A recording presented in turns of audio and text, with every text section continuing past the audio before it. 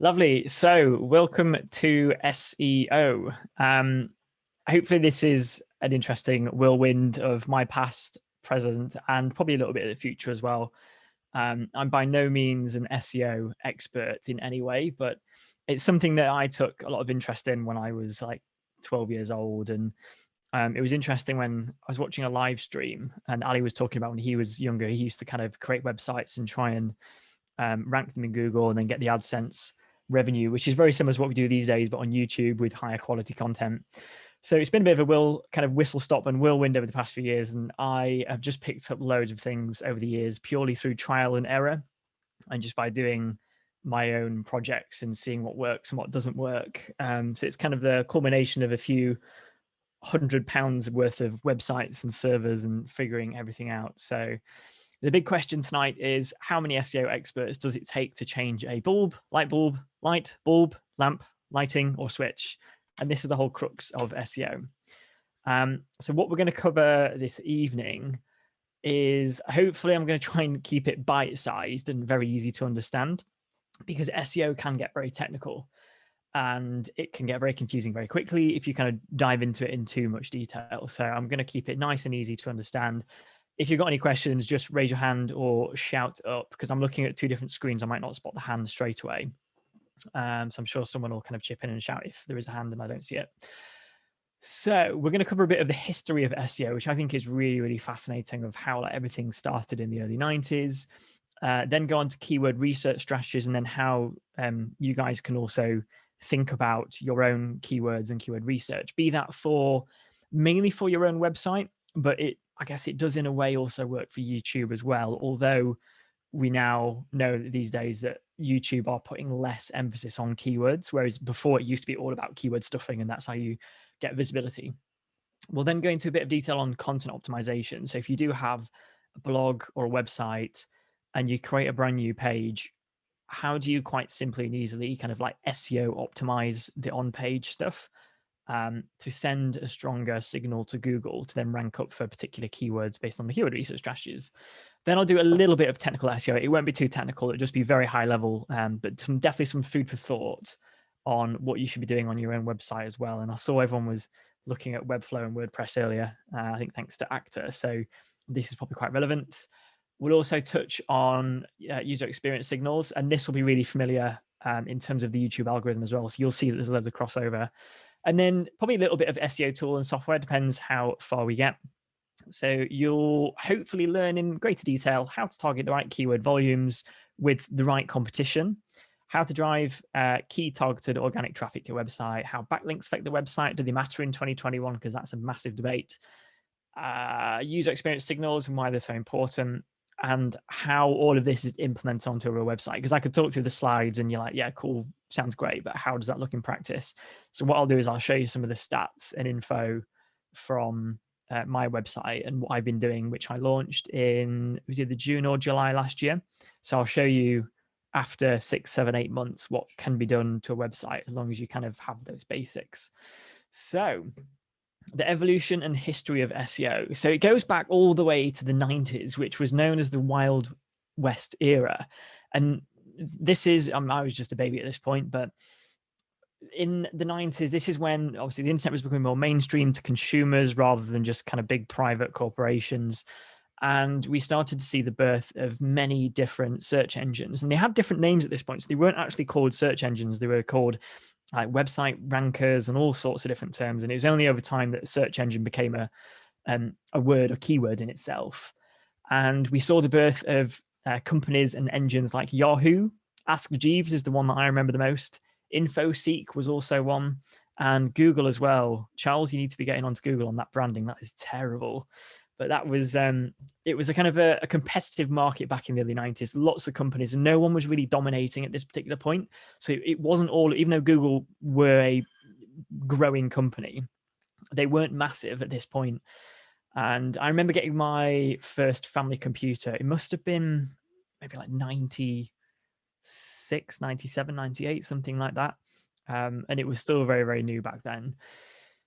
As you start to move on to the new millennium in the year 2000, which doesn't actually feel that too long ago, Now, Yahoo made a massive mistake. So Yahoo was becoming quite a big search engine at this point, and they made a massive PR blunder. And they signed a kind of a contract deal with Google, and they decided to, I don't know exactly what they did in terms of the technical side, but they hooked up with Google and Google's algorithm. And as a part of that deal, Yahoo had to show the words powered by Google every time they show the logo, which was a massive blunder. And that was Yahoo's big mistake, because everyone's seeing this Google thing and they're like, what's Google and what is it? And this is one of the reasons why Google rose to massive popularity from a search perspective. And the whole premise of SEO and search and ranking back in the year 2000 was all around, if people are talking about you, you must be important. So this is where even the very, very, very early algorithms, backlinks became a massive thing. And the whole thinking behind this was, if I have a website and 5 other people are talking about my website, that must mean, in a basic context, that it's popular, therefore the search engine should rank it higher. And it literally was as basic as that. There was no kind of user experience metrics or anything that we have today that makes it a lot more complex and difficult. So it was all about backlinks. Now, as we're going to 2003, this was the birth of AdSense, which is great for YouTube and was a fantastic idea. And really, AdSense is Google's cash cow. It's how Google make money through ads. It's how Charles's salary is paid every single month. But at the same time of creating AdSense, what Google, I don't think, anticipated or ever really thought about at this point, that AdSense gave rise to a lot of spammy tactics, and a lot of people at this point were creating websites made purely for AdSense, rather than, hey, I've got an amazing website here and I'm also going to just monetize it a little bit with some useful ads. People were creating websites purely for AdSense, and that's exactly what I did. Ali was saying that he did the same as well. And these websites back in the early 2000s were made up of really poor, crappy websites, awful design, really poor content, usually written by a non-native writer. And the websites were thin, they were poor, they had duplicate stolen content. And these websites existed solely to play the algorithm and rank well, and then get those clicks to ultimately make money through AdSense. And I tried my hand at this, and I'll show you some of it in a bit. As we get into 2004, this is where some of the more familiar features start to come into play. So 2004, we saw the introduction of local as part of Google Maps.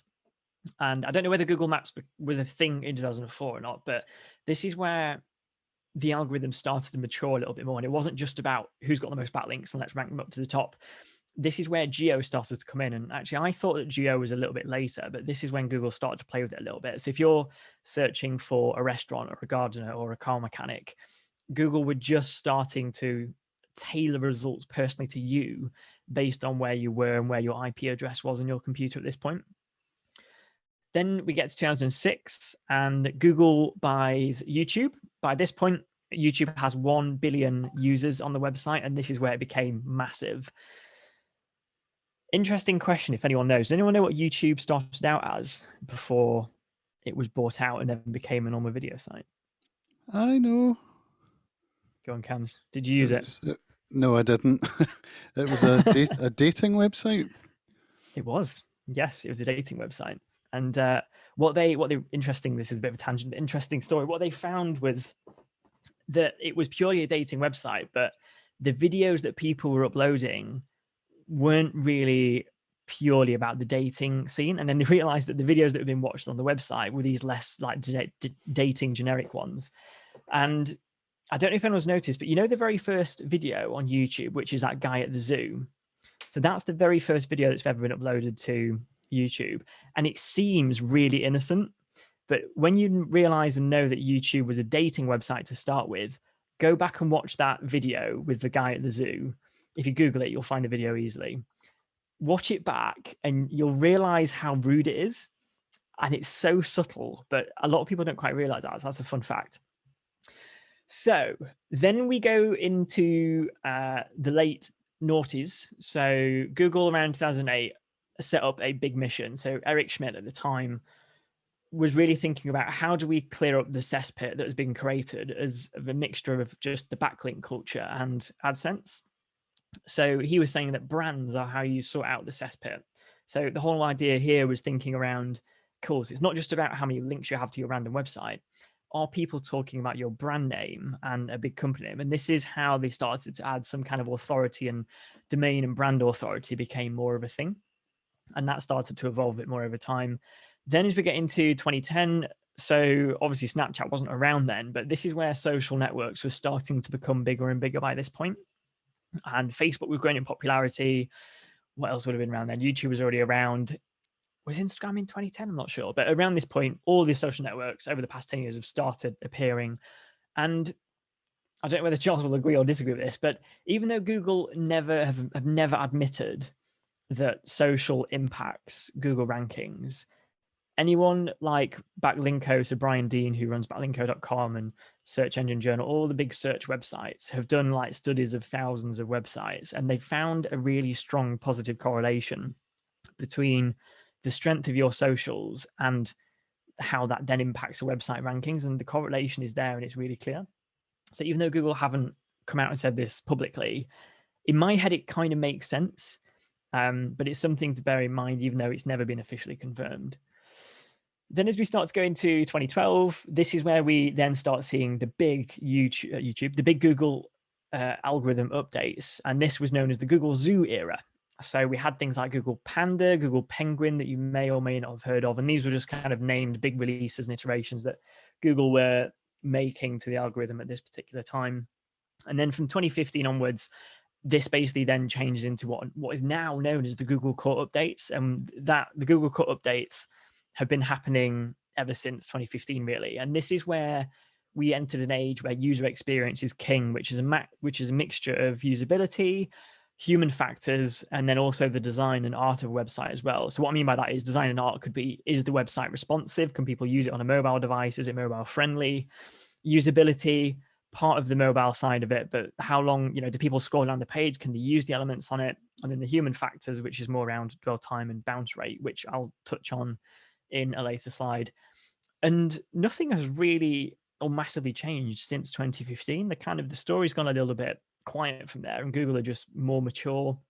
There's not as much controversy in the history, and these Google Core updates happen. And now, I think if I remember the right figure, Google, I believe, do around, is it 50 to 60 algorithm updates a year or something like that? They do low, it might be even more than that. They do tons and tons and tons of updates, and actually a lot of them we don't notice. But then what they do is that when they're quite confident with all these small tweaks, they then bundle it up into what is known as a Google Core Update. So the last one that we had was in December, and a lot of my clients that I do a little bit of work with on the side saw like huge changes. And it was interesting listening to the Video Creators podcast as well, because what I'm not as close to is the difference between Google Core Updates in Google Search versus YouTube and how that all ties together. But it's interesting hearing that. I know Cam shared around what they were talking about, some myths of YouTube. So that's a little bit about the history. Any questions on that one? I just dropped a link in the chat that says that they rebranded in 2015 when they split up into Alphabet and Google became a subsidiary of Alphabet. Yes, that is a good point, yes. I always forget about Alphabet. Lovely. So how did I get into SEO? Yeah, definitely not proud of some of the history. I was one of those people back in, it was a little bit later actually. It was after Eric Schmidt kind of was on his big mission to get rid of these crap websites. But I used to make these really awful websites, and it was purely based on keyword research. And I'll see, I might be able to, I did have a look, and I can still get hold of them on Wayback Machine. So I might show you a few of them later because they are terrible. But it's such a good idea. Like, it's such a good example of like awful content, awful websites, over optimized for the keyword. Go on, Cam. Were you around in the GeoCities days? No, not. So I do remember GeoCities, but never really got involved with it. Right. But it's all part of the end of the Wild West and the kind of the cesspool rubbish websites. But this is my AdSense, and I screenshot this a few days ago, and I actually made £300 from this. And as a, from 13 to 17 years old, making £300 by making a website is not a bad thing. I was like, actually, cool, this makes money. And one of my websites was actually in the medical niche in America. And that's one of the ones that made the most amount of money. And actually, then I had a company approach me, which was baffling because the quality of the website was terrible. And this company approached me, and they used to do it's called certified nursing assistant in the US, and it was like a training company for that. And they approached me and said, "Oh yeah, we basically kind of help people find places in medical schools in the US to become a certified nursing assistant."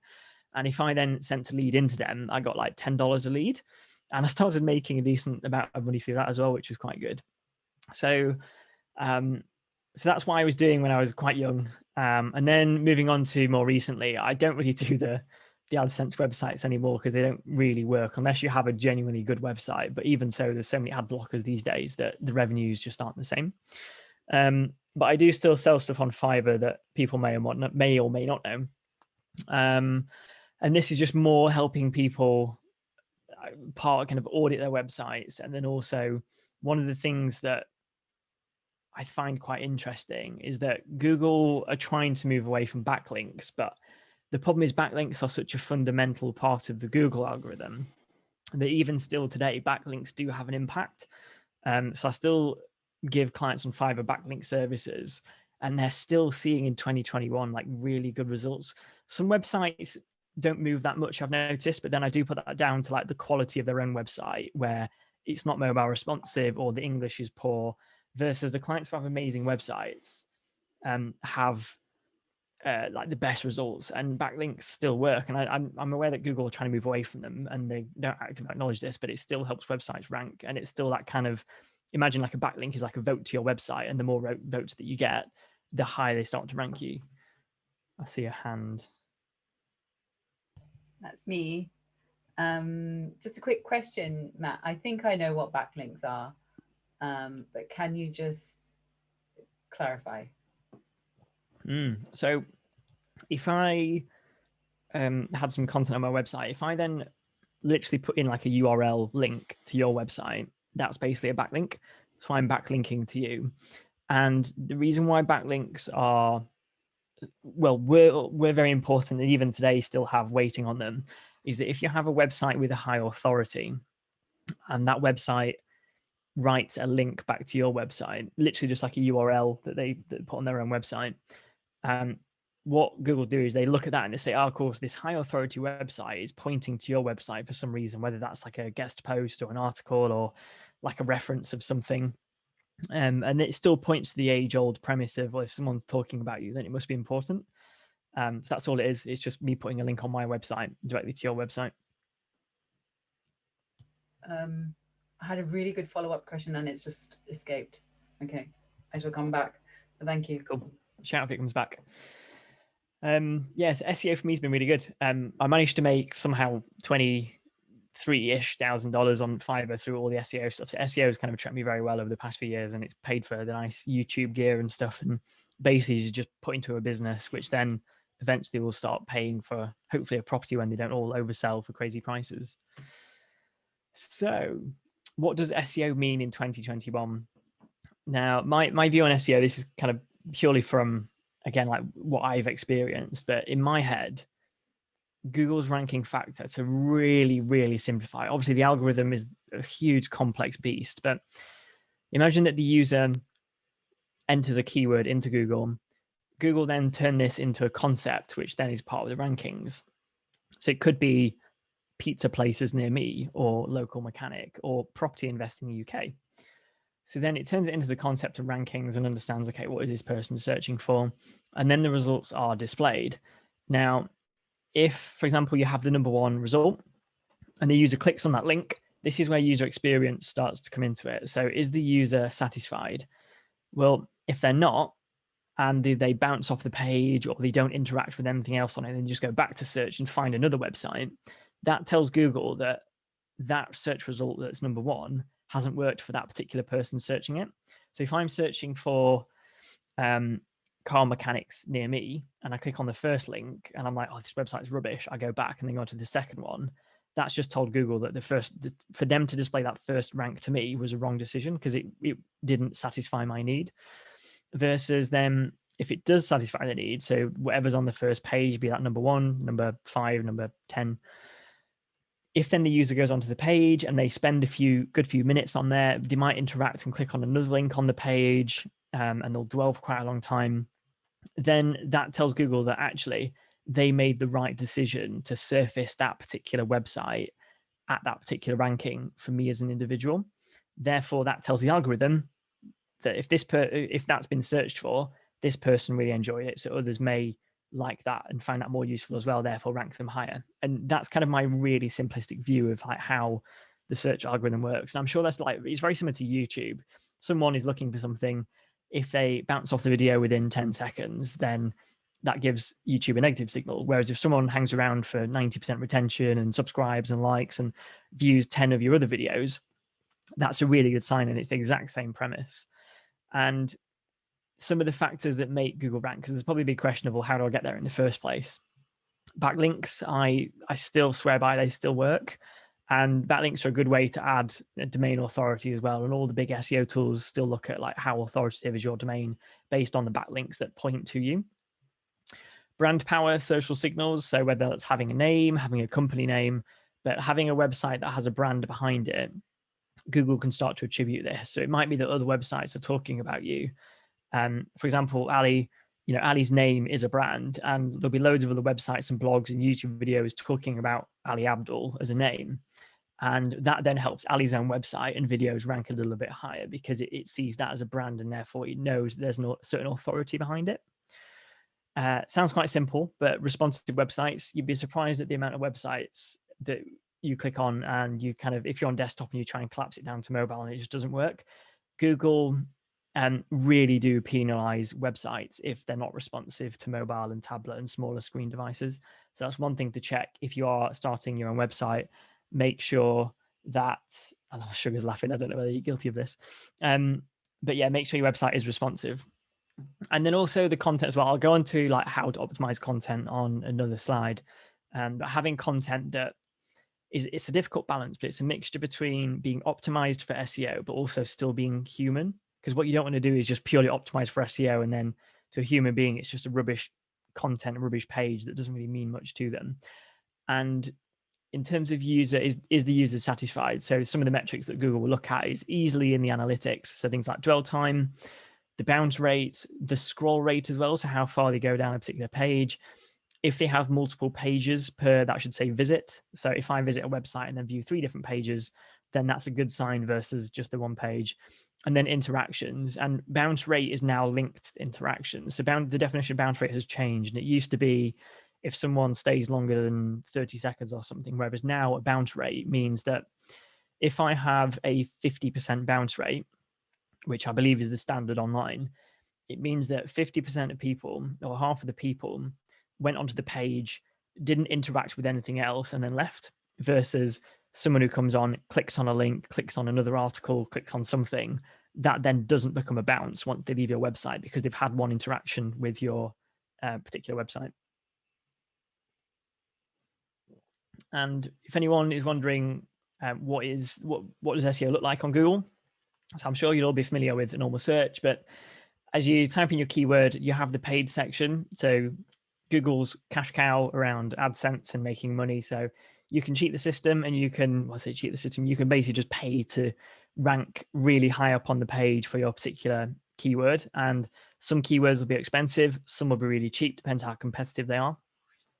But there's also a user element to this as well. So I don't know if anyone's noticed this on their own when you search something on Google, but there is a certain blindness to the ads as well. So naturally, when you type in a keyword, naturally people tend to scroll past the ads because they know they're ads and they want to find the organic listing. I do this all the time as well. So there's an interesting debate around like how effective are paid ads compared to organic, especially when you look at companies who have like massive SEO budgets. So all this below the ads is all the organic stuff. And this is really where you want to be ranking because it's essentially free traffic if you manage to do it well. There's also a big correlation, and this is why I keep saying even in 2021, backlinks still matter to some degree. And there's a strong correlation between the rankings at the top tend to have around 120 high quality backlinks versus as you go down the page, The middle tend to have around 40, and then the lower downs tend to have 13 high quality backlinks. So there is still a strong correlation there at the moment that suggests that backlinks do still work. And then in terms of where web traffic comes from, so 71% comes from search engines and 29% is from other. So that could be like social websites, for example, or other people's websites. So search is still a massive part of my strategy to drive people onto my website, because I still think search on Google is really, really important.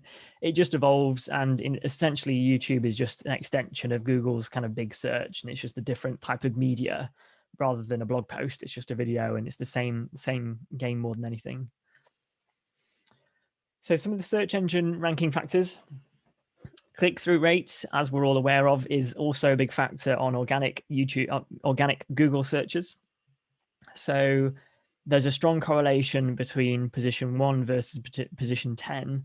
So when someone searches for a keyword and you get an impression because your website is shown in those 10 results, typically those in number 1 get 32%, in 2, 24%, 17, but it kind of goes down. So a nice strong correlation between the higher you are, the greater lion's share the clicks that you're going to get.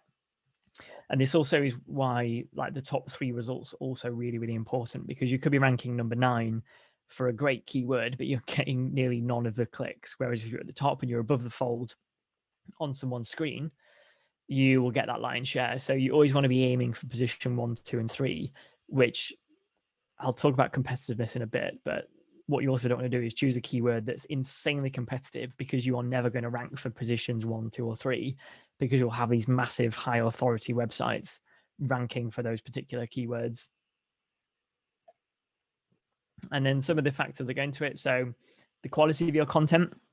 So like my old days, you can't just copy rubbish off the internet. It has to be really well written in the language of the website and also the language of the Google search engine that you're looking to target.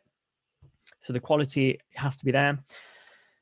I'd also add to that, I'm just checking I've not mentioned it somewhere else, is length. So there's a correlation, but around 1,900 words is meant to be the sweet spot of content. So if you have a blog post or an article, around 1,900 words is where Google start to favor it. And you can find all this data on backlinko.com.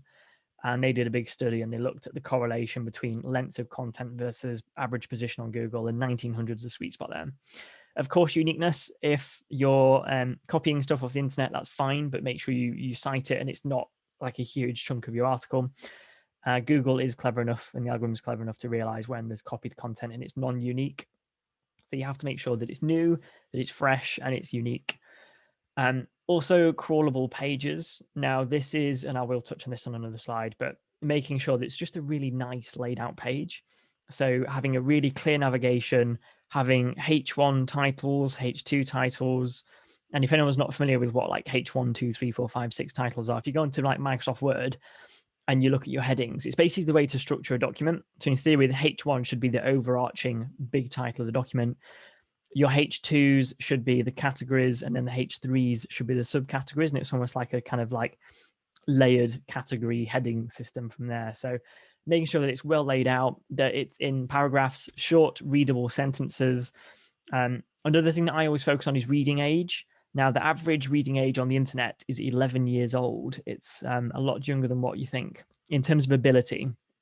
So, you know, we're in a group, I'm sure the group here is, you know, a well-educated group of people who have an interest in online, but in the UK, the average reading age is 11. And this is something that I look at work as well. So when we are like designing stuff for Lloyds, and bear in mind that Lloyds Banking Group owned Lloyds, Halifax, Bank of Scotland, Scottish Widows, we have like customers like a quarter of the UK. So we want to make sure that we cater for like all different customers, those who are like at academic level and those who might be like financially vulnerable, and like having that readability factor can really, really help. And Google look for that as well. Of course, mobile optimization has to be mobile ready and also work on mobile. That's an easy one. Number of backlinks I've covered. Domain authority comes from a part of the backlinks, and there's also a bit of a time factor in there. So if you ask me how do I increase my domain authority, just have a fantastic website that's well designed and start to build backlinks from other big websites, and then they'll start to kind of send their link juice from their website to yours, and then that's how you bump up your domain authority. And I'll show you how that works on my website afterwards as well.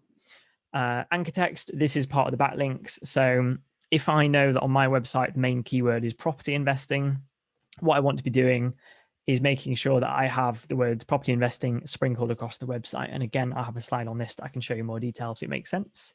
Site speed, Actor, we were talking about this earlier, but site speed is now part of the user experience metrics. So having a speedy, fast website is really, really important. And Google actually have like site speed test tools. If you just Google like Google site speed, something like that, you can run a test and they'll give your website a score. So the faster it is, the better, because if you're on a mobile device and you're on data, more so 4G, it'll be interesting when we move to 5G, but on a 4G connection, it can take quite a long time to load a really chunky, heavy WordPress website, even in mobile display. And typically the longer it takes to load, especially if it's over like 3 to 4 seconds, thinking from like the TikTok era and from an attention span perspective, if it takes over 3 seconds, people are more likely just to go back because they can't be bothered to wait for your website to load. Or if they're then clicking through and it takes ages, they just get frustrated and go back. And I'm sure we're all guilty of this as well. So site speed is a massive, massive factor there. Keyword usage, making sure that you know what keywords to target. And I've got a slide on this one, and that they are appropriately on the website. So you can send the right signal to Google that, hey, my website is all about property investing, or it's all about this, or it's all about that. And then content freshness as well. So it's all good starting a website and creating loads of blogs and articles, and then you don't touch it for 2 years because all of a sudden your content will be out of date.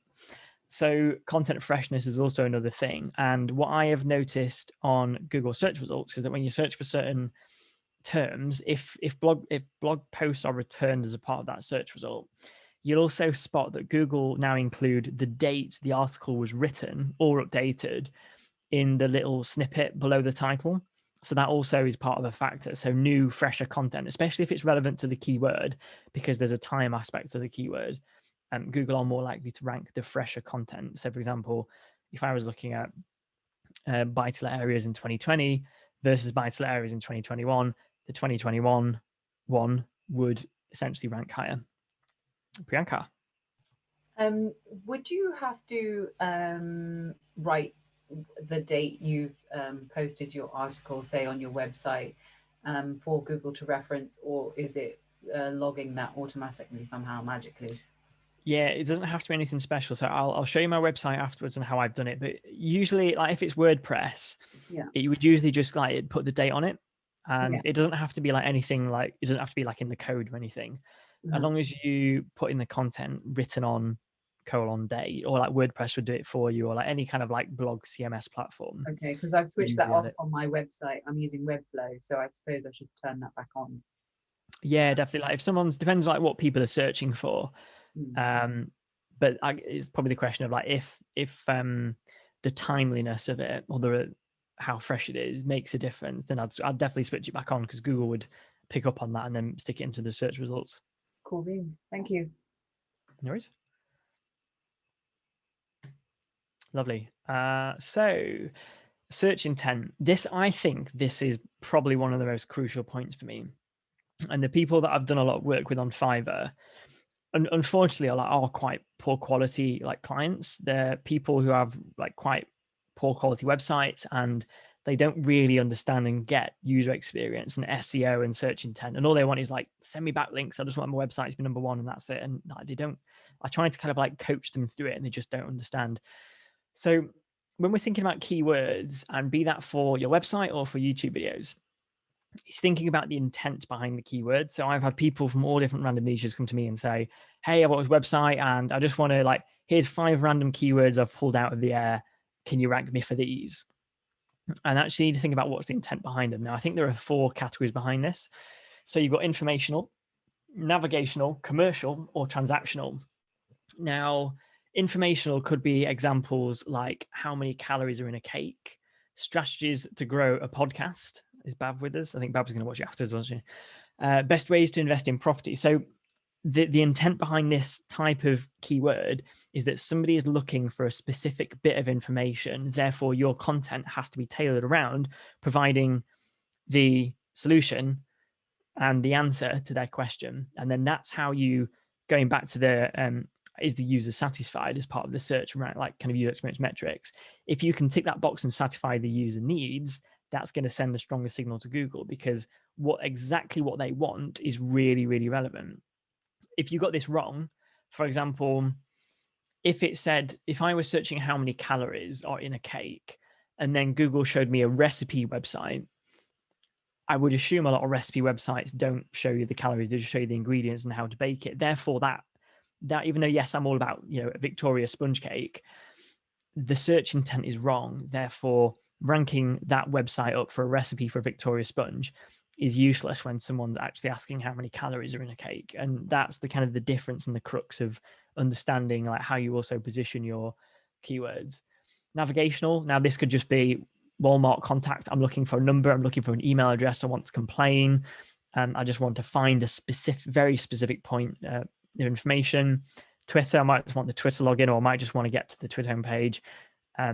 I definitely have a bad habit of Googling the website I want rather than just writing twitter.com. I go to Google and write Twitter and then click on it. Way more friction, but it's a bad habit. People do this. And again, things like Outlook login. So they might just, they don't know off by heart and they don't have a saved favorite. And I just want to get onto Outlook or Facebook or, find something very specific. Commercial. This is where there's like the money starts to sit. So people searching these keywords have an intent to purchase or buy. So they're not looking for a lengthy 1,900 word article on a bit of information. They're looking to make a purchase. So it could be that I'm searching for Nike trainers. I might be searching the best traveling camera, the best smartphone in 2020. And this is how Think Media make a lot of money, because a lot of their videos are focused around all of this. And a lot of it's quite evergreen as well. So maybe not the best smartphone 2020, but they do stuff on like the best. I mean, obviously they niche down on YouTube, but it's the same idea, what that best camera for vlogging for YouTube 2021. And then that's how they start to rank for a lot more kind of niche keywords. So commercial is great because people have an intent to buy, which means it's great for things like affiliate links, because people are more, I sell it, Kareen's nodding. Kareen does this every day. If you're looking at air fryers, then you'll notice that people will click on links because they have an intent to purchase and they have the money and want to do that. And the reason why they're searching your content is to make that purchase, and they just want a bit of validation. So commercial is a great one. Transactional, another one where there is commercial, like money behind it. So it could be that I'm searching for house insurance quotes or food home delivery or flights to London. So again, there's a transaction or there's something to be had there. Again, could work really well from an affiliate perspective. But I always think about, whenever I'm targeting keywords on my website or on YouTube, what is this for? And then that'll mean that you won't confuse the content that you're creating, be that a blog post or a video, versus then the keyword that you're targeting. Because the people that I see on Fiverr get this confused all the time, and then this is why they don't rank well for keywords, because their website isn't meeting the needs of the search intent. So this for me is like really, really, really crucial. So keyword research strategies. I said I'd keep this very simple. I'm also starting to lose my voice as well. So the way I do this is I break it down into primary, secondary, and tertiary, very simply in a hierarchy structure. So I know that I want my primary keyword to be the harder, more difficult, more competitive keyword that I want to target, that has a lot more searchers. You then look at your secondary keywords. The secondary keywords are essentially a variation of the primary keyword, but with something extra added. And therefore, because it has maybe like, and I've got an example to show you. I just add like one more word. So the keyword becomes like 3 words rather than 1 or 2 words. And then the same for the tertiary keywords. It's basically like, these are the long tail keywords, like almost like a question type length keyword, based on the secondary and the primary, to bring this to life. So, and I'll show you this. This is one of my old websites, but I actually created a website on standing desks many years ago, possibly ahead of the trend. So if I know that the main keyword is standing desks, that is quite a competitive keyword. I think it gets, when I had a quick look, maybe over 10,000 searches a month. So not easy. It's competitive. Loads of people are trying to do it. It's two simple words, and therefore it's competitive. So I think, cool, that's the one that I really want to target, and I might get there in 2-3 years' time as a primary keyword. So what do I make my secondary keywords? So these are a little bit longer, and these are like variations and spins on it. So I might then look at best standing desk or adjustable standing desk. So you can see here, I'll start to kind of go down. So less people are searching the word adjustable standing desk compared to standing desks. And but the S doesn't really matter too much, whether it's desks or desk. Google these days is clever enough it just defines between the two. So you can see there's different variations here. Then you go into tertiary, and I think, cool. So best standing desks, what are the best standing desks? Or what are the best cheap standing desks? So less people are searching this, slightly more people are searching this, and the most people are searching this. But if I'm building up a website, what I've just got myself here is either 2 videos or 2 blog posts, and I've just got 2 ideas that are linked to the main keyword, and therefore my content is searchable because I know people are searching for best standing desk. So by wrapping a bit more around it, yes, people will be searching that exact question, but then in theory, as your authority increases on your website, that you also would then start ranking for best standing desk anyway, because your website has more authority over time. And then the same for adjustable. How do adjustable standing desks work? Are adjustable standing desks worth it? Like all these random questions that you'll start to find when you look at like keyword data. And that's how I build my like SEO keyword strategies. I look at the big one that is going to take a long time to get. It might be impossible. Break it down to the like medium competitive ones, and then the long tail keywords. And this is like the low hanging fruit, might get 50 or 100 searches a month. And they're the ones that you'll start ranking for first. I did see a hand, now I can't see it. It was Darren. Darren, where are you? I can't see you.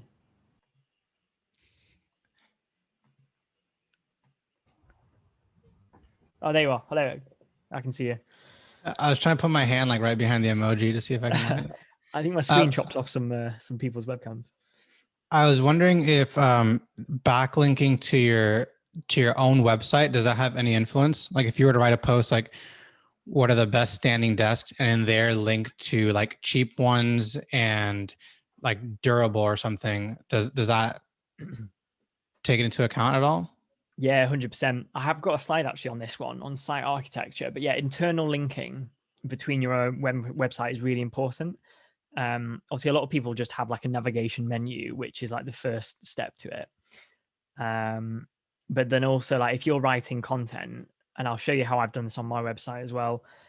Like if you're writing an article about standing desks, and then you want to then talk about height adjustable standing desks, you can then like backlink it, like internally backlink it. And the joy behind that is, and you'll see it, like why this makes sense on the technical slides, is that your homepage typically has the most domain or like the page authority within the domain, and then your like next pages down have the next highest amount of page authority. So if you can then start linking these pages to each other, even within your own website, you're kind of sending some of that authority through the pages to each other. So yeah, and that's the kind of like the algorithm ticking the box exercise. But then there's also just the general user experience metric behind it. Like it doesn't have to be as bad as I don't know if anyone's played the Wikipedia game, but in Wikipedia, you can basically do this challenge where I could be on like the standing desk website, and then someone says to me, cool, so you have to get to Queen Elizabeth in as little clicks as possible. Now, Wikipedia is so well internally linked that in theory, you should be able to get from standing desks to Queen Elizabeth in less than 10 clicks. It's like, that's how well linked like Wikipedia is over linked. Like you don't have to do it on your own website, but it's honestly, try it as a game. Just pick 2 random words and see how many clicks it takes you. But you have to kind of think outside the box of, right, how do I get from standing desks to the Queen? But yeah, it is possible. So yeah, and obviously because people will like think, oh, cool, I want to read something on height adjustable standing desks, or like standing desk mats, for example. So I'm like, oh, I'm reading about standing desks, I want to know about mats as well. So I'm going to open that in a new tab and look at it in a second. And then that's how you then start to satisfy like multiple views per session and all that kind of stuff as well. Cool. I think have I got another example of this? I have, yes. Oh, yes. So this is what I did on mine. So property investing is my main keyword, 9,900 searches a month. I think it might be a little bit more actually. And then my secondary keywords is property investing for beginners. So you can just see here the word property investing is in there. And then I've just added for beginners. That gets, I can't remember how many searches, but not as many as 9,900. It's less competitive. And then buy to let property investing. So again, two great secondary keywords that I can then kind of create content on and optimize for. And then I can start to add even more content behind it. So how to get started in property investing as a beginner. If anyone's watched my YouTube channel, you'll realize that that is a video. Tips for property investing beginners. That isn't quite there, but I put the word tips into that same video and kind of trying to fudge it a little bit. And also you may have also spotted there's other videos like get started in buy-to-let property investing, or even is 30K enough for buy-to-let property investing. So if anyone has watched the videos, you'll be like, oh, this all makes sense now of like how this is all done and put together. Because I've focused a lot of my content on search. And I know Ali says that like you shouldn't really worry about it too much, but I still think when you're brand new, I think there's something behind it because, and I'll show you, like I'm ranking in Google for YouTube videos and like it's aiding the growth. Charles. Hey man, I was just gonna say, like, for us noobs out there, like, are you using, when you're kind of creating these like different keyword strategies, are you using at all like SEMrush, or are you using like Google Keyword Planner, or like, I think maybe it'd be good to know as well, maybe you're coming onto this, it's just like how you're getting from property investing to property tips for property investing beginners, and how you know that that would be a good keywords to focus on as well. Yeah, the keyword research is like one of the hardest bits. The easiest way to do it, and a free way to do it is if you go onto Google AdWords as if you was going to pay for ads. On Google AdWords, there's a tool called the Keyword Planner. Now that's kind of like the easy free way to do it. You could also, let me just open a tab and I'll show you. There are some other ways to do it as well. Where's my window gone?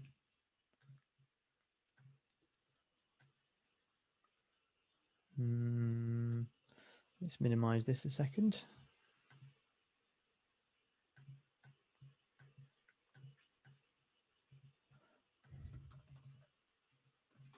So like if I was going to search, I'm going to search property investing. So if I search, actually, there's the first one. I missed it already. So if let's say I do Victoria sponge. So Google suggests keywords to you already. So even without looking at like the numbers and the data, you could think, oh, what could I create a video on? And even when you're typing in, Google tries to be clever and suggests all the stuff to you. So this is kind of like point one to access keywords. So I would never have thought of like very, very cupcakes with cream, with plain flour, loaf, tray bakes. Like these are all your initial keywords. You think, oh, cool, I can take these and then research in more detail. Another one could be when you're on the search results and you go to the bottom, you have related searches. Again, this kind of mimics what you'll see on the drop down. But I didn't see the chocolate one before. So chocolate Victoria sponge. I could click on chocolate Victoria sponge, and this is where you start going into a rabbit hole. I'll go further, and I'm like, cool, chocolate sponge cake, moist chocolate cake recipe, chocolate cake recipe UK, like, and you start getting all these cool keyword ideas. The other one, I wonder if I can show you AdWords.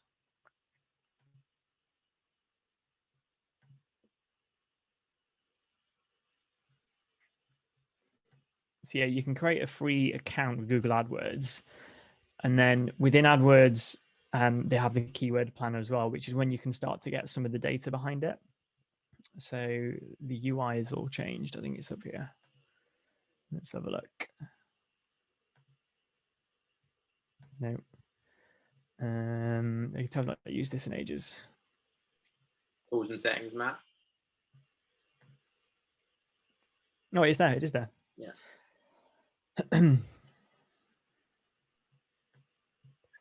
Cool. So then like the whole UI has changed. If I was then going to type in property investing English UK, I'm not going to do any of that and get results. And let's just see what comes up. So then Google is now suggesting me, they don't give you the exact data, like it is, there's a bit of guesstimation in this. But then you can start to see that Google is now suggesting me keyword ideas. And obviously this is for people who are wanting to pay for ads on Google, but it's great if you want to look at organic, because then you can actually look at the competition, how competitive it is. And also if you're looking at like keywords like air fryers with like commercial intent, you can also see like what people are or advertisers are paying. And if you can see that there's a high cost or bid, cost per click, you can tell that there is like a commercial viability behind it. And people are A, searching, and B, like advertisers want to pay to rank higher. And there's a reason they want to rank higher. But yeah, so it'll give you like loads of suggestions. And then it's just a matter of kind of like filtering through some of this. I use SEMrush, which is this one.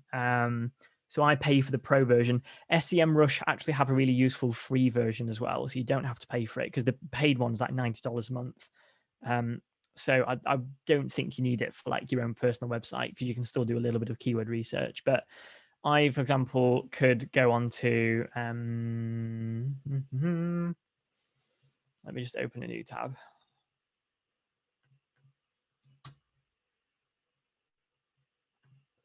So I could type in on here, and this is why I like SEMrush a lot better, property investing. And then in the keyword overview, it will then start to show 3 categories of keywords. So I can see that in the UK, just over 12,000 people search this every single month. It's quite a difficult keyword. Cost per click is high at $3.60. Can I change that to pounds? Yes, I can. $2.63. And they give like 3 types of keywords. You got variations, questions, or related. So how to invest in property, what is an investment property, how to invest property UK, like, and there's like 2,200 variations of these keywords that people are searching for, versus property investment London, 1,600 searches a month. So like this is, I'd say SEMrush is a great tool that you can use for free to get some initial keyword stuff. The difference between the free tool and the pay tool is that they only show you like the top 5 keywords or something like that. Another way you could do it is, another great website that Nat Elizen uses and that I have used in the past is Ahrefs. And they do a 7-day trial for $7. So yeah, they still do it. So you could just pay $7 and spend a week just like getting as many keywords as you can and then just export it onto a spreadsheet. So that's another good way of doing it. And I think actually I might be able to log into my old account. What email address would it have been?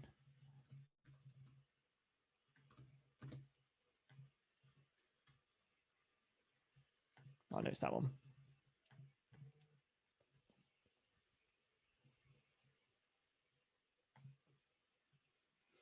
So this is what Ahrefs looks like on the back end. And again, I could go to my keywords. So I can see that my website's ranking 164 keywords. And then it starts to show, this is kind of what I'm ranking for already, but then I can see like what's the highest search volume and what's bringing in the traffic to the website. Where do I sit as a position on Google for that one? What's going up and down? What's sitting on the first page and how many searches did you get? So like all that stuff. But yeah, Ahrefs, SEMrush, highly recommend them to get some of that keyword research. Ahrefs also has a Chrome extension that, when enabled, will show you the stats for any website that you're on, which is really good for doing competition searching and stuff. Yeah, definitely. I'd also recommend like try them all out as well, because the data is always a little bit different, like on different platforms. So definitely give like both a try and see what you find.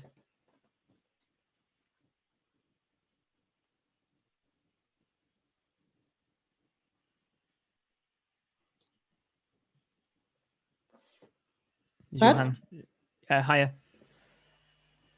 Okay, I wanted to show also another way. When you were on Google search, when you type a word, you can also see a section where it says, people also ask. I'm gonna have a look at this. I've never spotted it.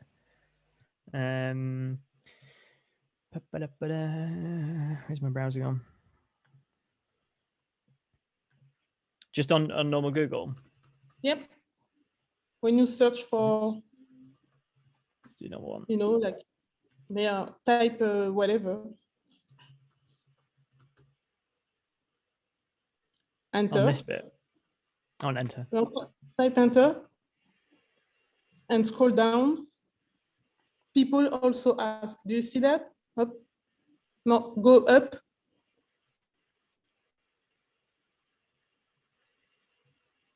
Oh, people also, this one. Here we go. And no. Yeah, you look on, yes, like right here. You see people also ask right in the center. Oh, yes, I do. Yes. Yeah, I do what you mean. Yeah. So again, like, yeah, that's a very good point. And when you open and close, it gives you even more options. And then you can write article on all of that. If anyone has a baking YouTube channel, there's about 20 videos for you right there. Here we go. You type whatever you want and you just do, here we go. You have your content strategy right here. There you go. That's genius. I'm going to start a baking channel. My mind is blown right now. So if anyone's short of content ideas, then just do this. Can I just ask, Matt? So what you're saying is you want to do, you want to be sort of SEO aware for any websites we're creating for ourselves, but then also for our YouTube videos, because that's also ranking in the search. Yes, and I'll show you why I say that. So, you know, it's obviously like Google search results a lot more rich. So you've got like the paid ads at the top here. People also ask here, like there's 20 great video ideas for me there. Then you've got like the news bit. So it's not just like text links anymore. I'm hoping on this one. Okay, so there's not. Let me try and show you this one, which is why it's important. So HMO property areas. Yeah. So my website's number one for this one. And also because of my H2 or 3 titles, Google's also showing like my sub headings as well, which is quite nice. Am I in? Yes. And also it's showing videos, and look who's number one on the video bit. So on the one search term HMO property areas, I'm number one on the text ranking and the text search results. And then also as people go through, I'm also number one on the video rankings as well. So I've got 2 positions on this particular page for this one keyword, and that's just one keyword of many. The other way I do it as well is to make sure it's foolproof. When you go onto the website, I also embed the videos, and this is like why repurposing is really important. Mm-hmm. So when you go onto the website, for the question on this is, so I just write it in text, I cheat it a little bit, but Google basically picks this up. So they see 20-minute read and updated on this date, and that's how I do it for the date. Yes, I invest, that's my huge face, but I also embed the video. So if they didn't see the video on further down on the page there, and then they just went on number position 1, which gets the lion's share of the clicks, they'd go through and they'd have this really nice laid out designed article, blog post, I'm going to call it, loads of chapters, and also an interactive video where they can also go through. Otherwise they can just go through and start to read it in more detail. But I actually wrote this first on my website, and then that was basically my script was done. Mm-hmm. And this one video, I'll show you the analytics actually in a second. I'll show you how, I may as well show you now when it all fits together. So this video that ranks for all these HMO keywords has been one of my like highest performing videos for like subscribers and stuff. It has like, it's slowed down recently. This is where you see how slow a 2012 MacBook Pro is. So while that's loading, so for your website, your keywords are picked up from your H1 and H2 titles. Yeah, I've got a slide that will cover that one on content optimization. So to show you the HMO one, the full picture. That's a flop. Look at that one. 8 out of 10. What was I looking for? Content. Why is that a flop? Like the thumbnail and everything just bangs. Yeah, whenever I try and push away from property, like it always does really badly. The Graham Stephan one was terrible. It was such, they got such a bad reception on the video. Where's the HMO one? HMO hotspots, analytics. Cool. So like to give you the complete picture, so bear in mind I've only just got 1,000 subscribers. almost a fifth has come from this one video, Can everyone which clap in- first? which which in my head is why, like, I know Ali says that like search isn't important, but for me, like it's working and it's growing the channel. It's driven 222 watch hours, so that is 10% of my total watch hours, which is at 2,200 at the moment. And it's a 3,000 view video, and this was like one of my first videos that popped. 56% 56% retention rate, 4.5 minutes. So like it, for me, like tying all this together has done really well, and it's like a consistent, like it's not exploded or anything, it's just been a nice consistent like grower. And I think even on this, will it see it on the subs? Yeah, like you can see here, it's just like nicely growing the subscribers over time. And like if I can create like more videos like this, it just goes nice over time without needing to explode a video. Matt, where's the audience coming from? The audience, that's a good question. Which would be this one, wouldn't it? Or would it be reach? No, it's reach, isn't it?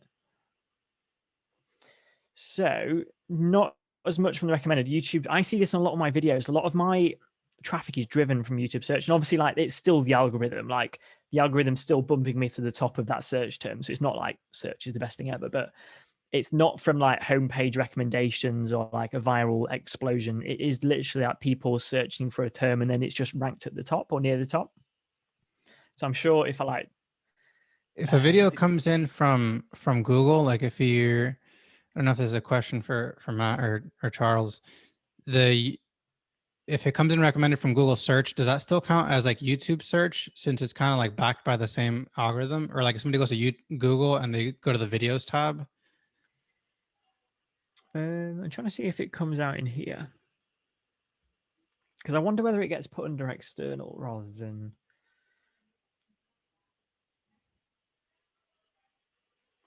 Yeah, I don't really know the answer to that one. Possibly external. I doubt it would. I doubt Google search would come under YouTube search. So I feel like it'd be the orange box, which is essentially that's all my external traffic. Yeah, I feel like it's separate too. Which is more than 10%. More than 10% of the traffic to the video has come from external. And I'm sure some of that will be from Circle and like all these bits and bobs, but the majority of that I assume is from like Google searches and whatnot. So for me, like this, like doing it this way and tying it all together works. And also, Google is clever enough to look at my website and see that it's got rich media. So it's got a video, and having a website, a clean website with amazingly structured content, and then a YouTube video to back it up, like Google's, like lighting up saying ding, ding, ding, yes, this is what you should be doing. Which is why I think this one's doing really well, and that both my video and web page are both ranking on Google for that search term. So that's like how all of this kind of ties in for me, and why I think it's been, well, obviously you can see in the analytics, for me it's been a big driver of like the growth of the channel so far, because I haven't had a video that's really exploded. It's just loads of different videos and linking it to the website, and like stuff is ranking and driving like extra traffic through, which is good, and like building the newsletter as well. So that's been good. I'll try and hurry up a little bit because it'll take me all evening to get through all this. So content optimization. So this is how do you do this? And I'll show you the slide, and then I'll show you how I've done it on my website so you can see it in practice. The crux of optimizing content on a website, there are a few rules that you should follow. So if I know that my keyword is HMO property, I'll use that one as an example. So I would then put as part of like a bigger title. What actually is it on Google? Let's have a look. Let me just get this open. I go back. Yeah, so this is the ultimate 27 HMO investment property. You don't have to be like too exact these days.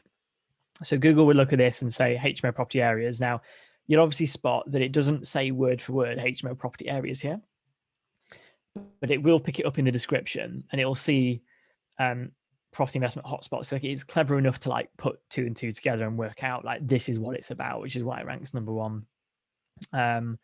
And then I have actually put HMO property investment areas in the title of the video itself, but that's a very intentional thing, which is hard because you have a mixture of like the clickbaity, like clickability of the video, but also I'm trying to satisfy like the search side of it as well. But like all of that's intentional. So it has to go into as much or close to as possible in the title. If you can then have it in the URL as well. So my, will it show you the full thing? I'll show you just on here. So you can see that the URL on here is wtfpropertyinvesting.com, which is the brand and the domain, /HMO investment property areas. So I very specifically put the keywords into there by putting it into the title, HMO investment property hotspots, kind of. Then it's in the URL. So that's another strong signal to Google. The next bit is the H1 title. Now I have cheated a little bit on my website, and this is where like the human factor comes into it. I couldn't think of like a human friendly sentence to go into it. So I named it the ultimate 27 HMO investment property hotspots in 2021. What you want your H1 to be is literally the keyword on its own, rather than like, I don't want this to be all the H1. So what I've done on my website is that this is actually a H2, I think it is. Let's have a look. Oh, this is on Safari, so it might not be as... why is it also a H1? Maybe that's been done wrong. I'll double check that one. In theory, the way it should work is that this, actually, what I can do, let's do this, go to this one.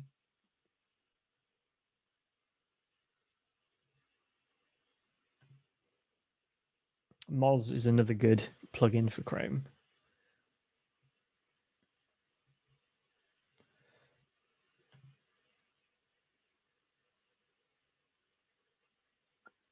Oh, this is how horribly slow Mac 2012 Mac is. Come on.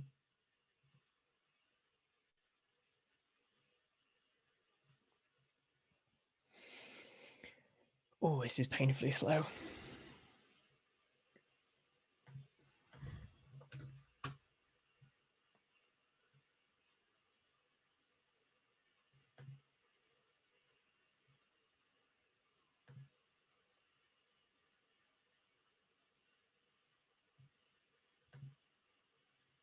Cool. So then on the Moz plugin here, so yeah, so this website, this web page is wrong. Actually, I need to change that. But in theory, the way it should be built is that my actual H1 should be this title here.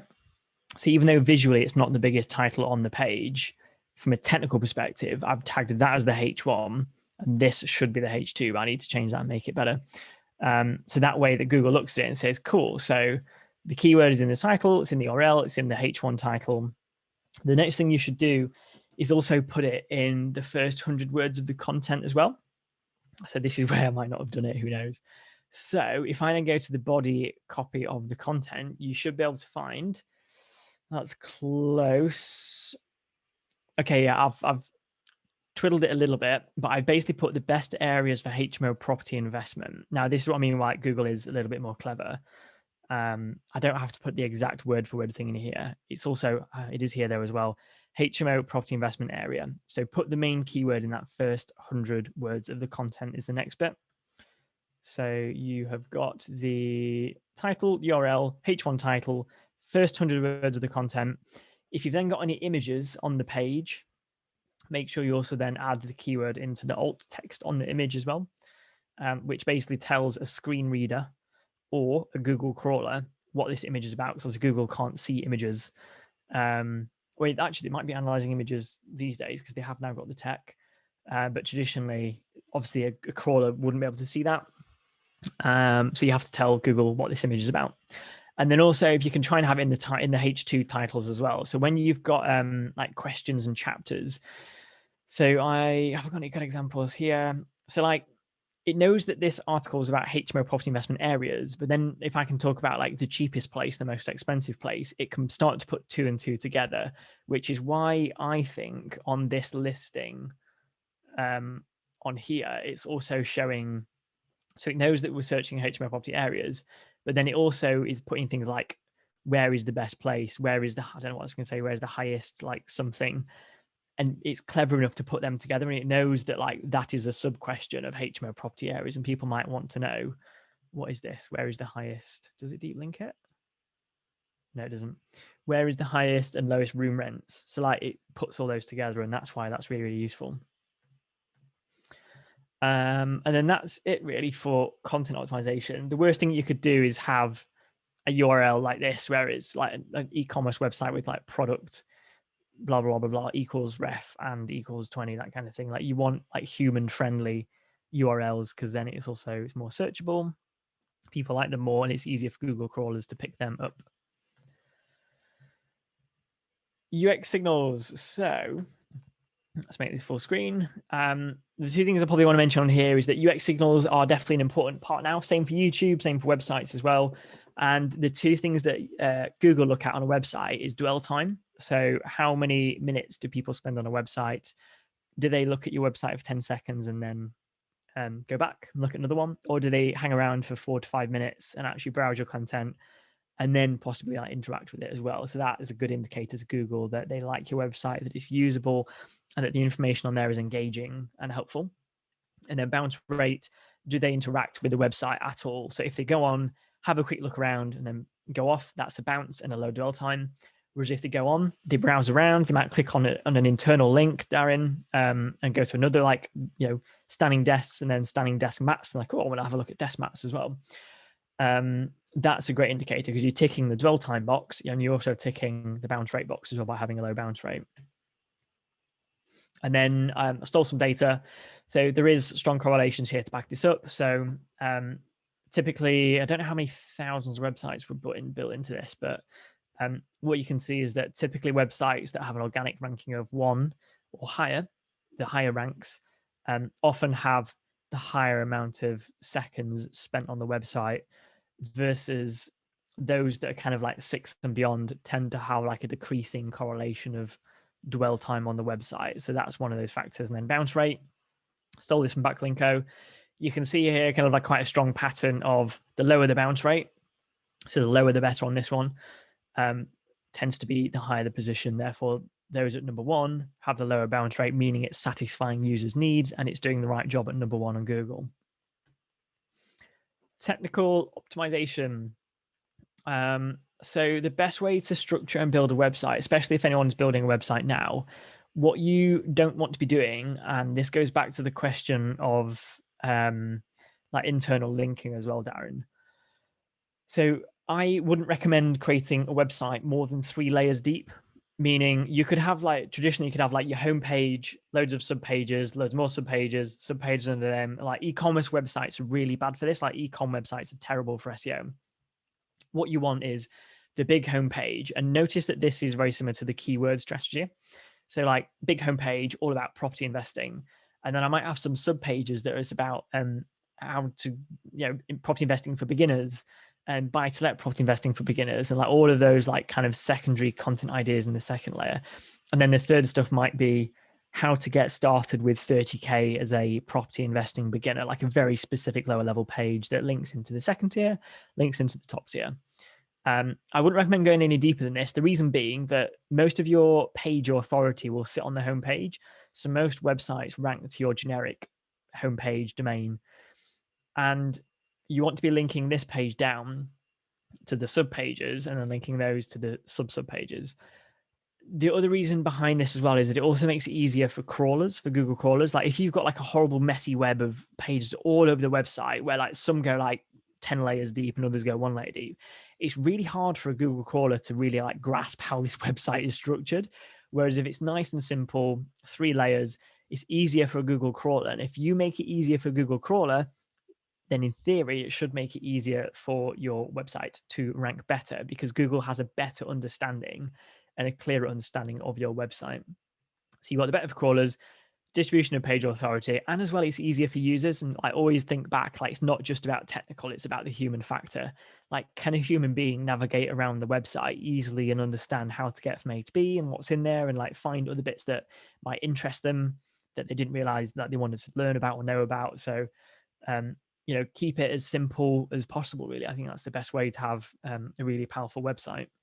It's great for Google and for users. Backlinks, it's not as complicated as it needs to be.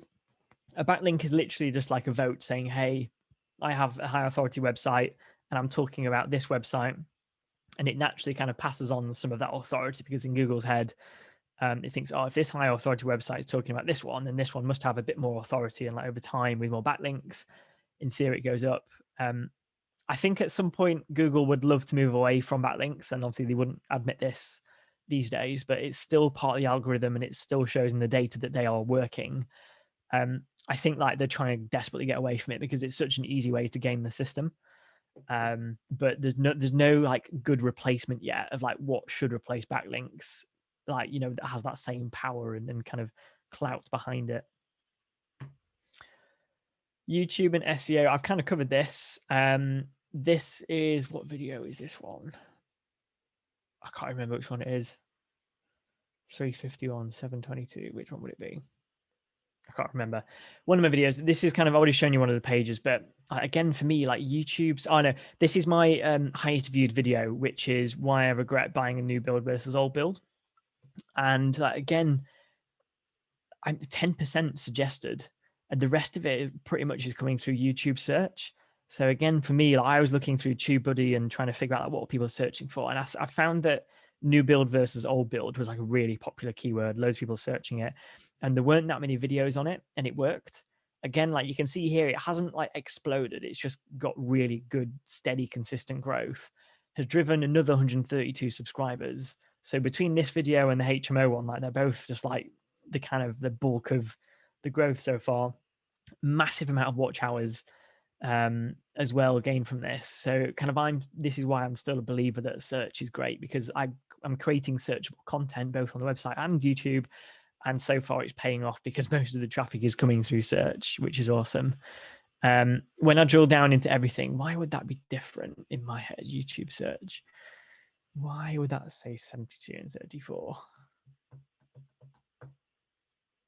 One of those is last 48 hours and the other one is last 28 days. Yes, that's a good point. Thank you. Yeah. I was trying to scratch my head then. I'm like, why would they be different?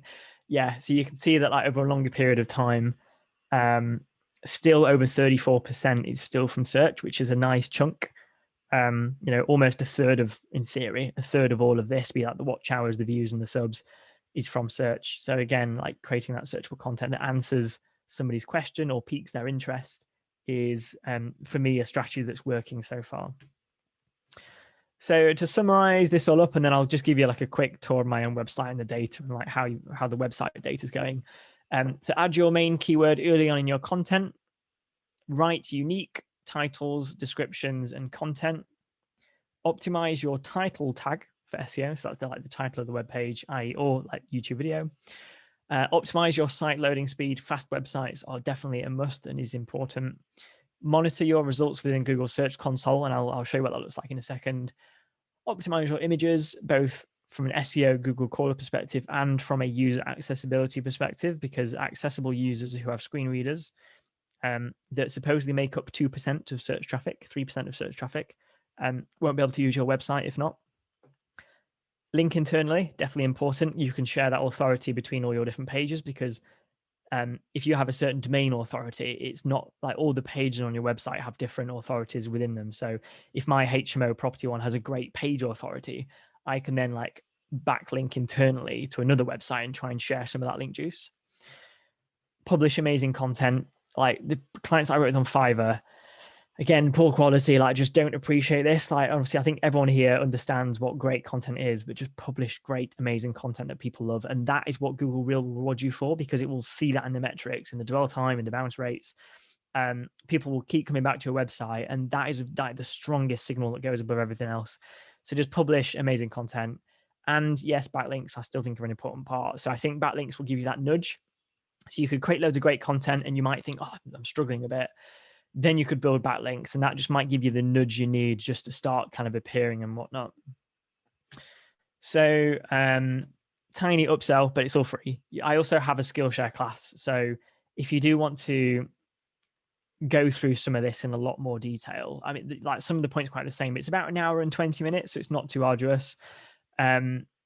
This link gives you that 2-week free trial or whatever it is. So just use like a random email address or whatever, or if you've got a Skillshare membership, then just do that. but yeah, I mean, check out the Skillshare class.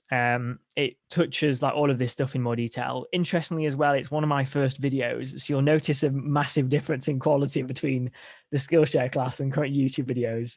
So I'm a lot more like stiff and non-human on the videos, but yeah, it's also my less popular one. I've only got 57 students, whereas my 5-1 has over 1,000, which has been doing really well. But yeah, if you want to learn more about SEO, check it out. I just brain dump like everything I know. I go through all the case studies and data on my own website in more detail to really kind of give you that whistle stop tour. So yeah, if I was going to leave you with the top level line of what should you do after today, is just create amazing content that is user friendly, and then follow this slide and just make sure you just tweak it and optimize it so that it's sending the right signal to Google. And I think that's probably the best way to go on to a win.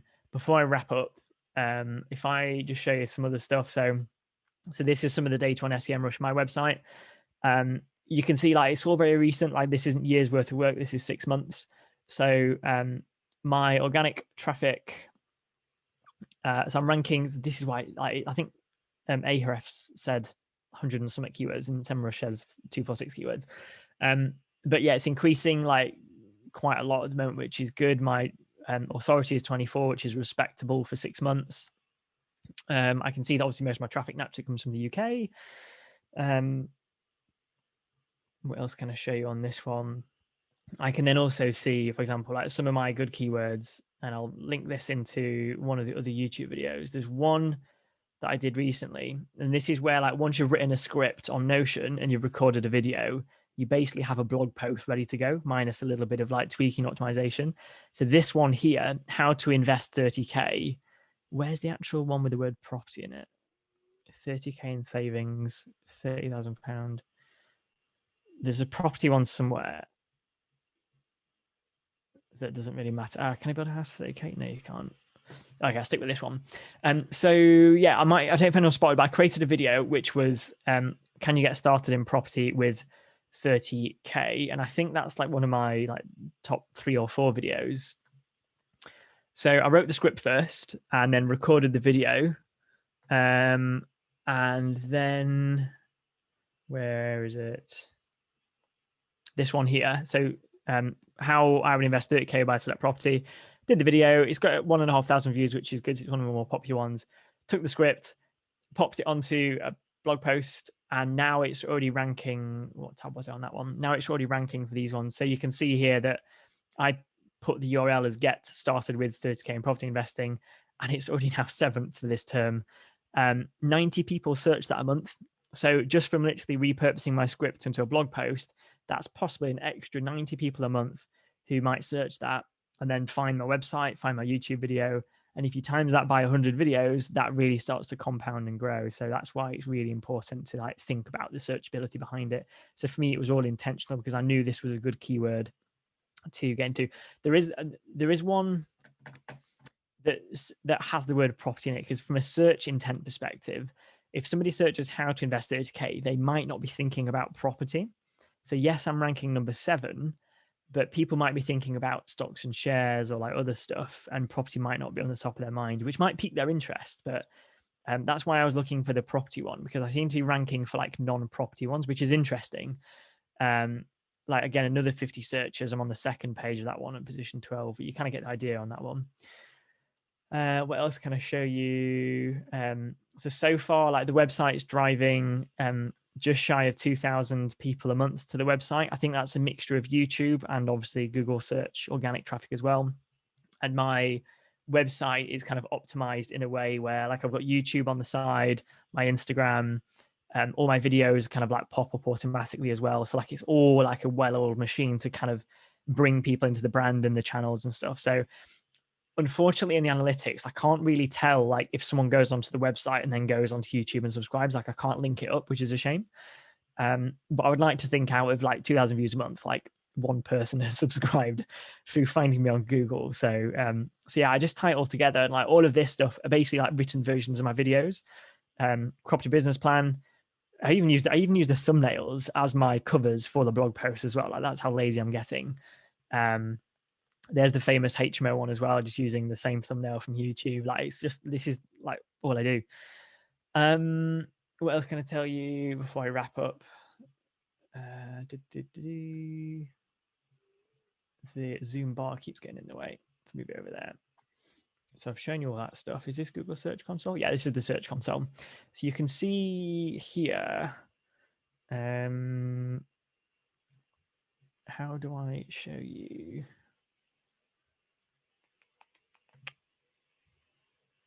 Is it this one? So if I do this over the last 12 months, you'll see that when I created the website, it was like June, July last year. Yes, it goes back as early as August, I think, when I installed Google Search Console. But you can kind of see, like, I started with nothing. And since creating the website, creating the blog post, creating the YouTube channel, linking all around and trying to like target it, it's driven from organic 2,500-ish clicks, so actual people going onto the website, of which there's 61,500 total impressions off the back of that. So click-through rate of 4%, which isn't bad.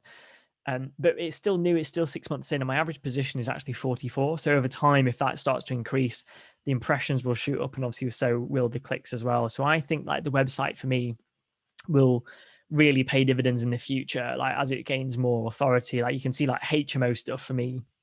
If anyone doesn't know, in the UK, a HMO is like a house where like you rent it out by the room to either students or young professionals. So rather than having like a tenancy on the entire property, you have it on just the room, and it's like a great flexible way for like students and professionals to get a room.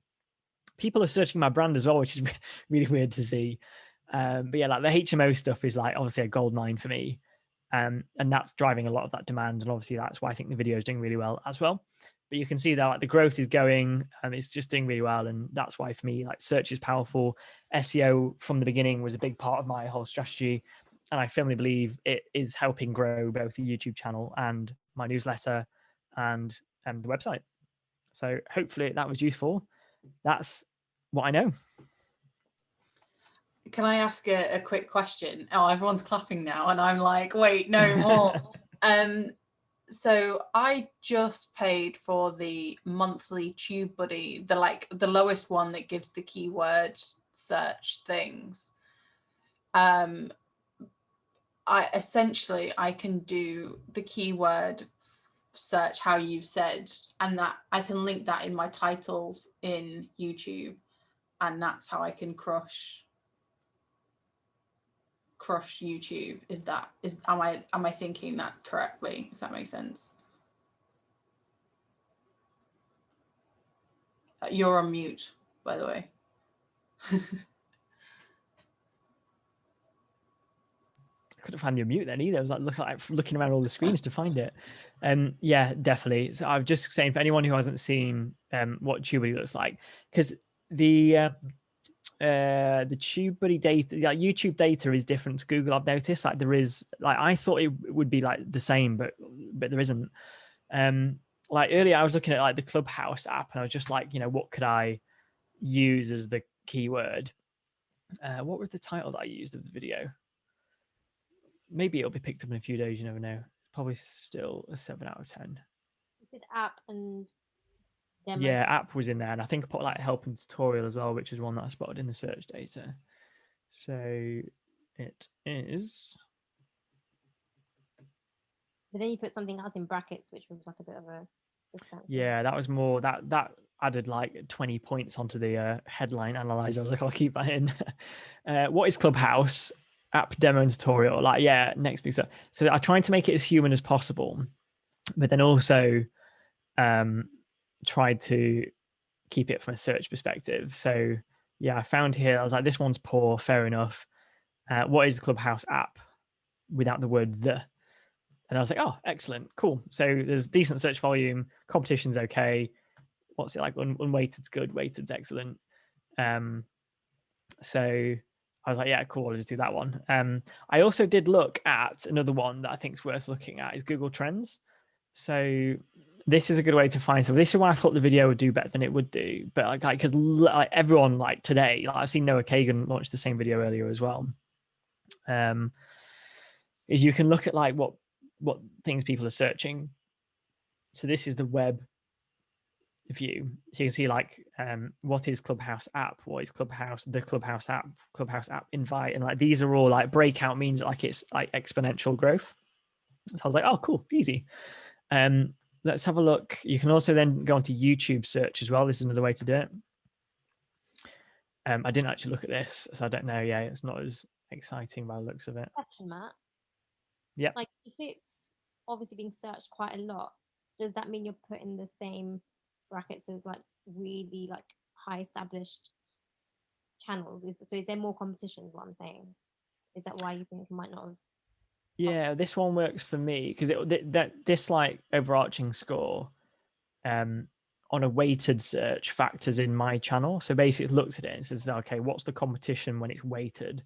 And for me, it said cool. So the average, I don't use this as much. So the average lowest video view count found in top ranking videos, average median views from last video. So yeah, it looks at like my average views and says, cool. So I'm above the average. Therefore, like I've got a good chance of ranking, even if it's just like the first 24 hours when the video is new, at least I've got a chance. But if it's unweighted, then it's saying that it's kind of like competition is probably a little bit more competitive for this one, which is quite, I mean, like everyone's putting videos on Clubhouse at the moment. So, but yeah. And then like, I just like, I click around all this and try and find like, could you add 2021 on like a tutorial? I think this is a good one from memory, which is why I put it in. Yeah, there you go. Very good. So that's how I do. I also kind of like validate it on YouTube as well, because you can see like even on Google Trends, there's less search on YouTube than there is on web search. So that could be why the videos flopped a little bit, because I looked at this and forgot to put YouTube earlier, and I was like, oh, breakout, let's do it quick. But then TubeBuddy's saying that it is okay. So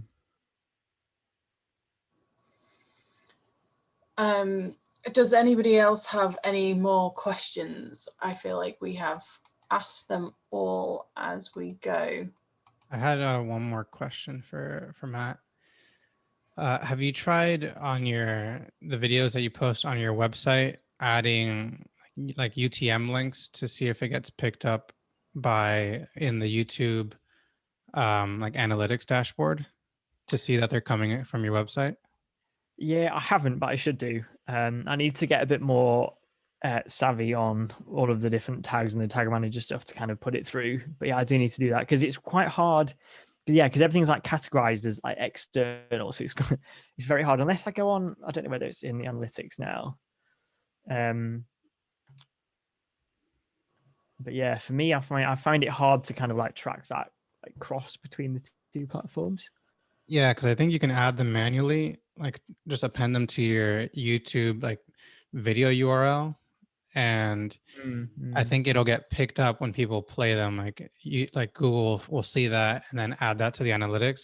So I've been thinking about adding that to like if you post a video on a website or if you post it like on Twitter, for example, and adding the UTM. That way you can see if people are watching from like Twitter or somewhere you shared it externally.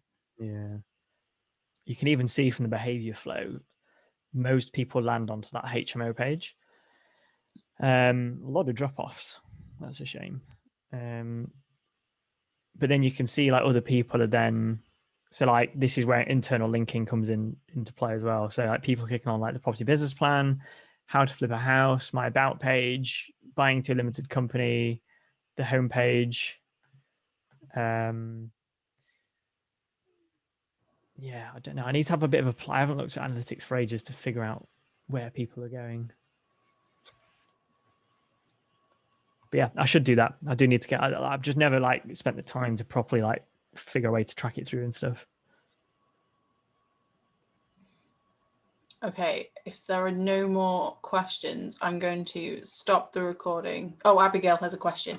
Yeah, I mean, this is just about like kind of generally your content flow. Like roughly how many weeks in advance do you generally produce your content? And yeah, how far do you have planned out?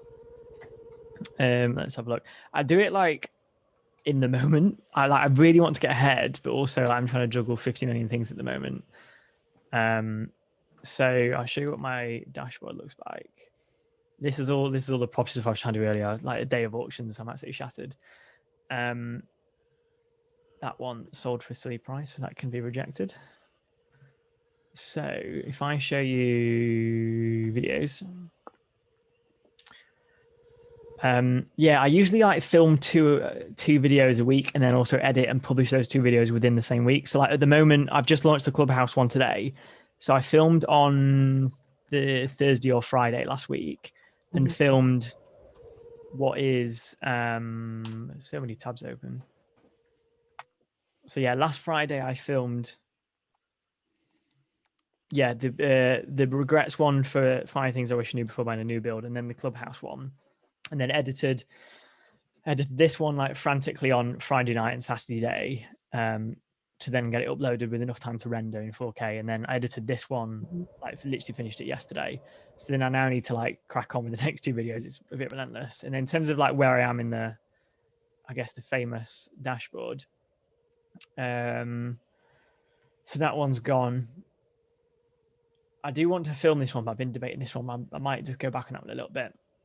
But I've kind of got like loads of ones that I know I want to do next, but I just need to write them. So I am like very like in the moment, and I just need to get ahead. Especially if like I was like ill one week or something, and I just didn't want to film, or like life got in the way. I am like at risk of a gap at the moment, which I don't want to be. So I'd rather have one in the bag. But yeah, I'm not as proactive as what I should be. But I mean, there's loads of ideas, and there's loads of like refined ideas I want to start working on. But like right now, I've got no scripts ready to go, like nothing like that. So. And then how do you, when it comes to blog posts, does that mean that you kind of leave that for like maybe a couple of weeks when you have time to do all the kind of, because your website looks absolutely amazing. So I'm sure you spend quite a bit of time tinkering, making sure the headers are as you want, doing all the SEO. Yeah, that's a pain. I do, so on Notion, I can't remember how I built this now. So I added it in an extra field called blog, which is just like a status select. And I put not applicable, to do, and live. And then I think I must have done some kind of like relational database, because then if I go on to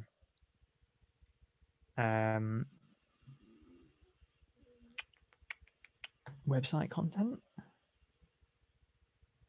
Oh, cool. Is this it? No, that's an old one. Where does that feed through to? That's the question. There's a page somewhere. Where would it be?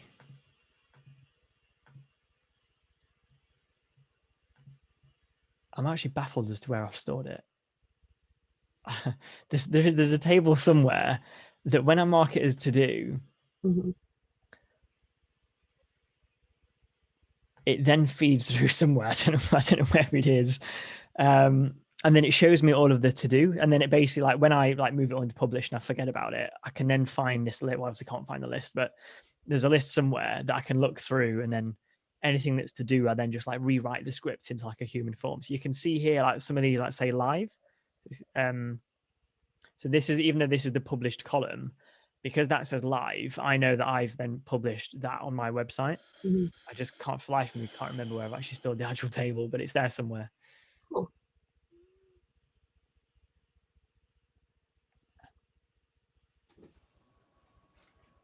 Right, okay, so does anyone have any more questions?